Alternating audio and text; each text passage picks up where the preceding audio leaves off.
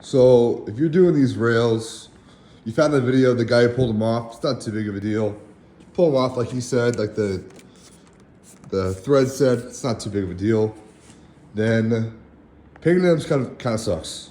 They're pretty delicate. I hand sanded one and that took forever. Mine were pretty rusty. And I used a palm sander for the other, that was not too bad. So I'd recommend a palm sander and then prime it and trim paint it.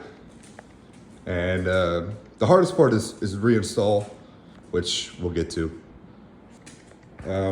First of all, take this window out, take this trim out, it'll be much easier. When you get up here, pull this window door seal here, and this that you might have had trouble with before just snaps right in. All right, switching sides here. I found a lot of people online complaining they couldn't get all the way in. They struggled to buy new ones. I was pretty close. I kept getting to right about here, and it would snap in, no problem. I said, man, what is going on? And in this area, I could not get it. I could get down here just fine. Pull this trim.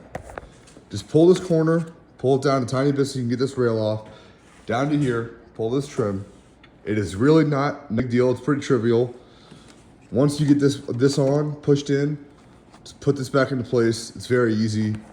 I'm using a paint stir stick and a rag and just kind of bumping it on like you may have seen people bump it off. Similar thing, to try not to mar it up.